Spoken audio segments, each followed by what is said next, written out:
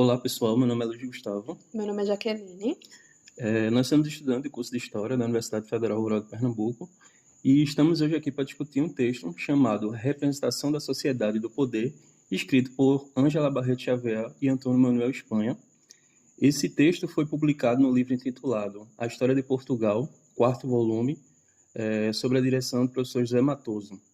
Esse texto, vai ter como exercício representar essa sociedade por meio da transmissão do poder.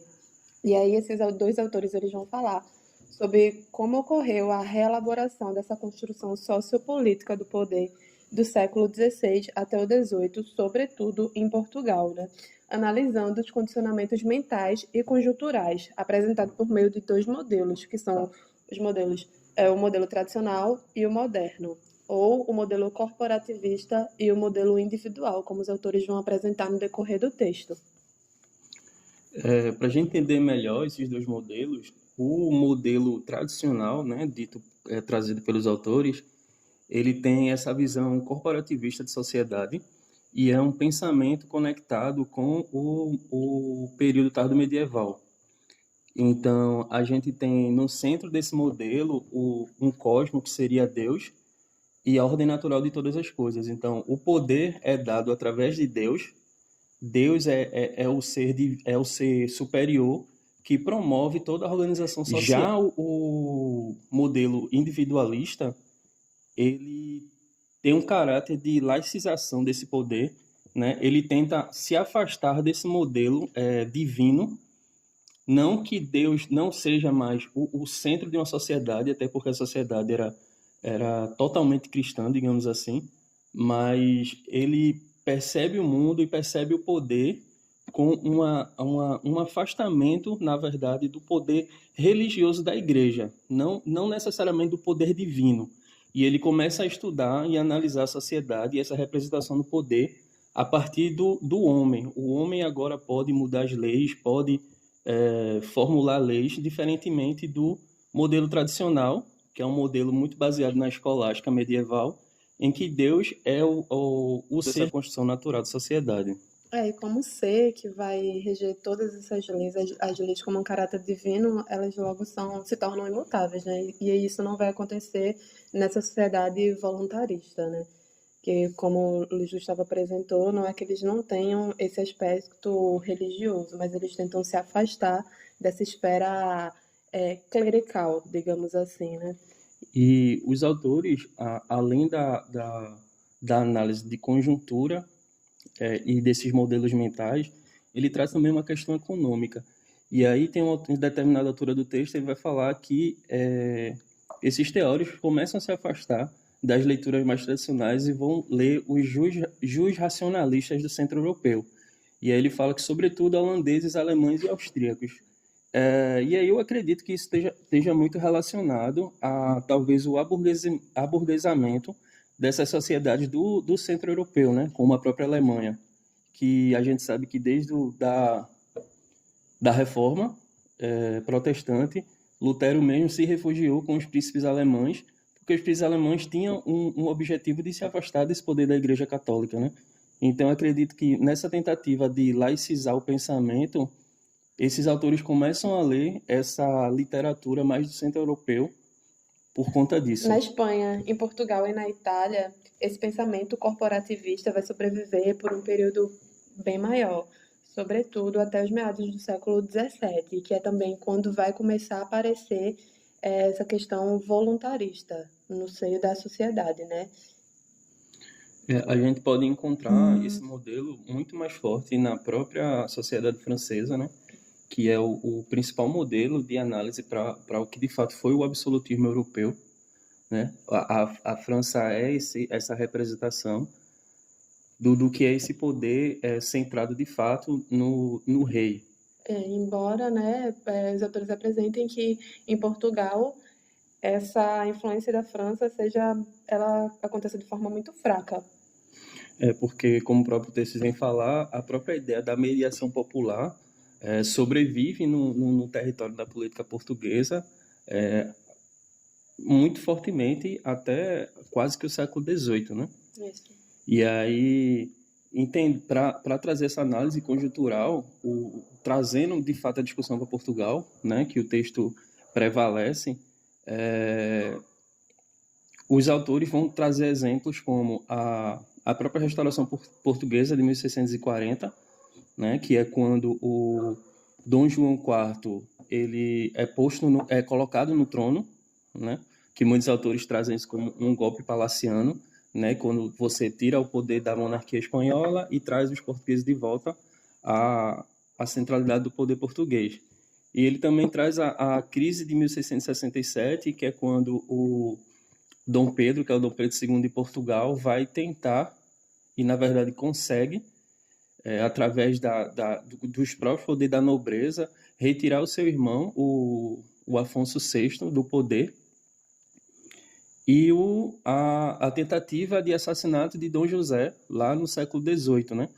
E aí a gente vai ter a Reforma Pombalina como o expoente máximo desse modelo individualista, desse modelo voluntarista, né? Desse modelo voluntarista em Portugal. Exatamente, que aí no século XVIII esse modelo vai ganhar muita força por conta dessas reformas, né, de Pombal.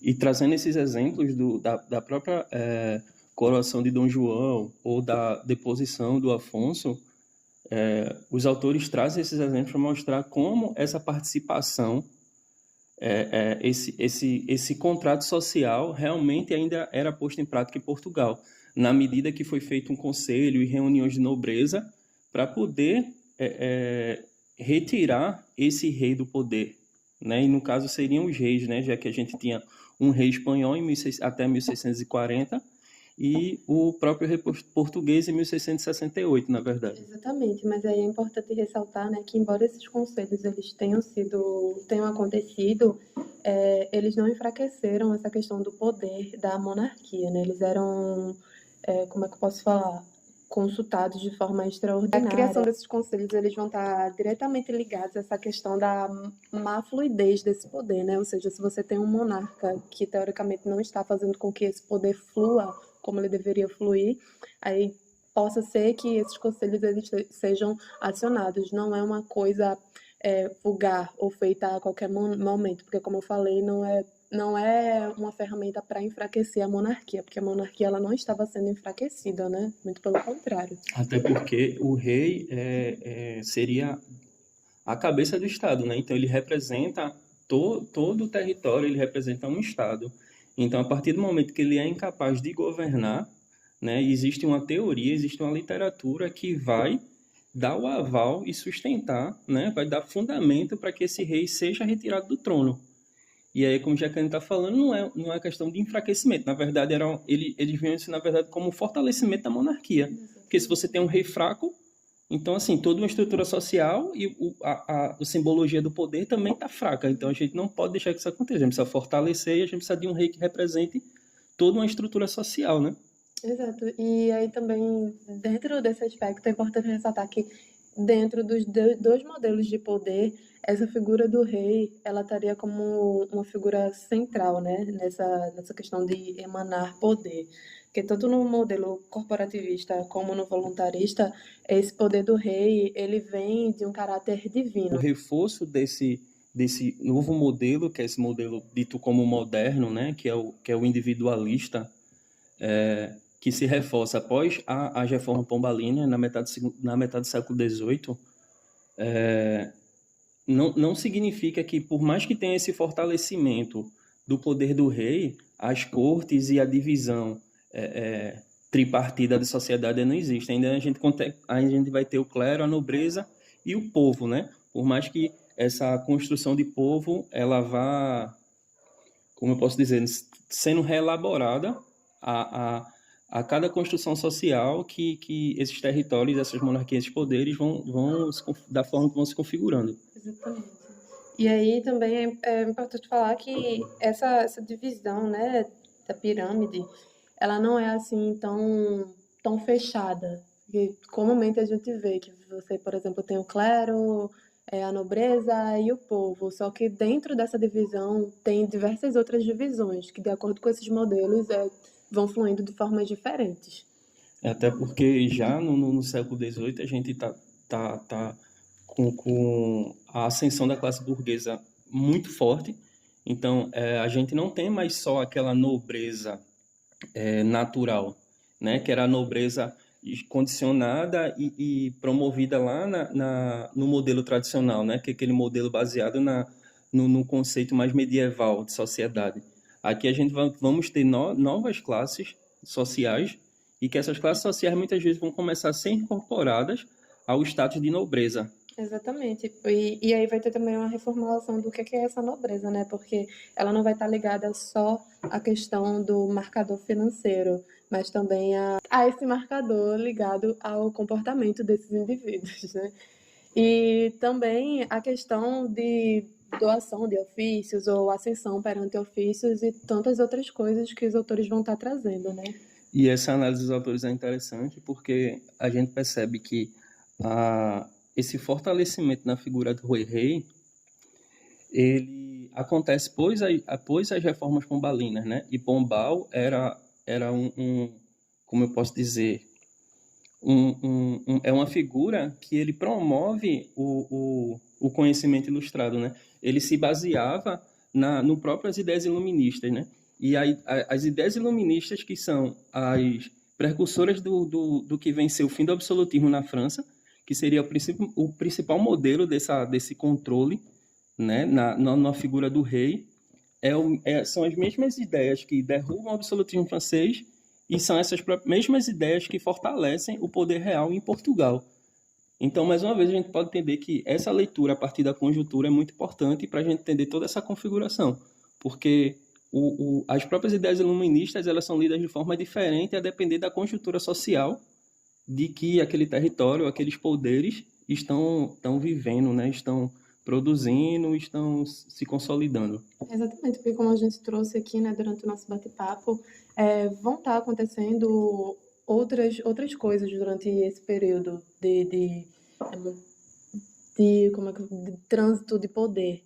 Então, tudo isso vai influir, né, para como esses acontecimentos vão decorrer no território de Portugal. Mas, basicamente, eu acredito que seria isso, né? O texto trabalha essa questão do poder no aspecto jurídico e monárquico e vai separar nesses dois aspectos, o corporativista e o voluntarista.